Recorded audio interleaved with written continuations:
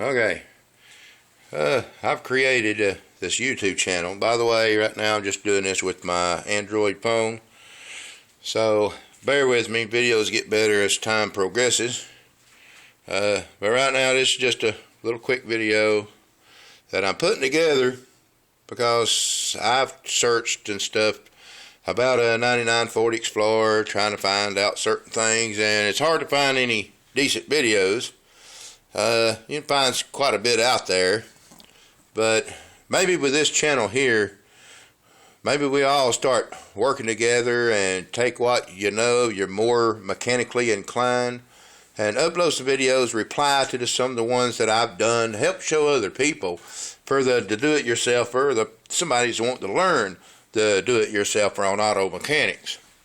Now this is the 99 Ford Explorer that I've been trying to find out information about. I guess you can see it here. I've got the intake manifold stuff I've tore off of it. Didn't have no fuel pressure. Now get this. As you can see right here in my little shop, I've got the fuel rail here off. Let me get a steady picture of that here for you. This is the fuel rail. Goes on top there. Now you'll mount this thing. Actually, it goes this way. When you mount it on the engine, you mount it that way. Now, right here, for you guys that don't know, or girls, this is where, if it was mounted, that's where you would hook. It's a Schrader valve, and that's where you would hook your fuel pressure regulator to check your fuel pressure. Now, my fuel pressure was only reading 30 psi, but it wouldn't hold it. It needs to hold at least 30 psi for at least 5 minutes. Okay, now you see right here at the end of this where my thumb's at, kind of holding it here. Let me get my thumb off of it. You see this right here. Okay, now when this is mounted down, this braided hose right here. Okay, it's a fuel line. And let me get it right here. This little thing right here. This right here. Now get this. Call Advance. Call AutoZone. Call O'Reilly's. And tell them you need a fuel pressure regulator or a fuel pressure damper. 499 Ford Explorer 4.0 overhead valve. They'll tell you they don't show anything like that. Okay, well, right here it is, people. I mean, they don't show anything like that. They act like this vehicle does not have one. Well, it mounts right here on your rail system. Just like that. See that right there? Goes in there like that, mounts right there. That's where it mounts. Okay? And now, this braided line here mounts on top of it. Now, this is bad. You're going to have low fuel pressure. Okay, if this diaphragm in here, you see right there, okay, that's where you vacuum. Okay, the vacuum hose hooks to it. It's a little red one. It's in here somewhere. Right here. Well, I guess I ain't got enough light, but anyway, that right there goes on the end of it. It runs over here, and this is what it looks like on the other end. Okay, and that actually plugs in the top. Down there, as you can probably see, ain't enough light. Let me add you some light here. As you can see, that's the top of your intake manifold here, okay? And that other piece, it'll plug in one of these switches right there. So, they do make one, okay? This vehicle does have one. So, while they're saying, you know, all your major auto parts, you got AutoZone, Advance, and O'Reilly's. It's your 3 major ones out there today. And I had to find the part number, track it down, and it's a special order item. Through Advance says like $75.99, and you got to prepay for it before they order it. Okay, hello. Well, anyway.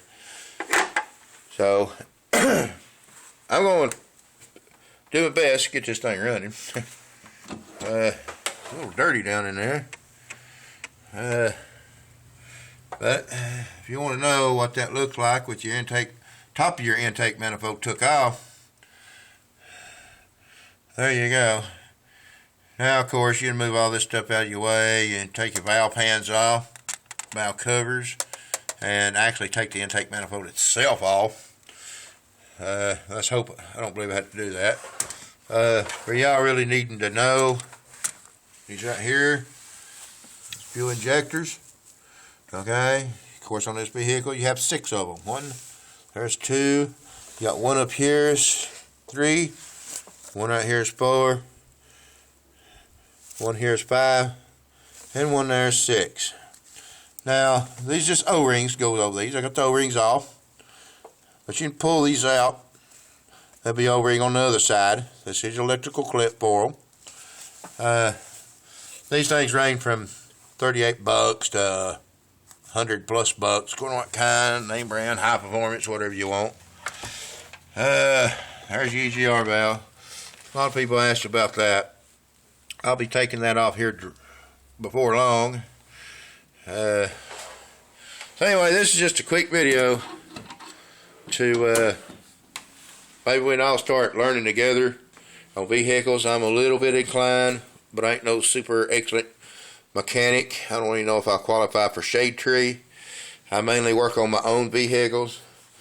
I come up with B&T Auto Service mainly because that's me. So anyway, this is just part 1 of a rough video, just to give you guys an idea of what this channel is going to become, hopefully, and what's going to be all about as I work on this vehicle and others. I have several, believe it or not. I'll give you an overview of the garage here. No garage is complete without a coffee pot. Of course, there's my workbench. Video's probably blurry. It's all piled up right now. Of course, you got to have a nice toolbox. Got to have nice tools. Got to have parts washers. There's a small one. And of course, pan real quick over there to my larger one. I got a bed in here right now. That don't belong in the garage. So anyway, I got other tools, service cart, you name it. All my nicks and nats over yonder. Air compressor, you name it. We got it here about it. So anyway, this is the beginning video. Y'all chip in and help by replying to videos with your own videos, showing you working on a vehicle, what you find, and you know, we can help each other, and we can do it right here on YouTube. Appreciate y'all.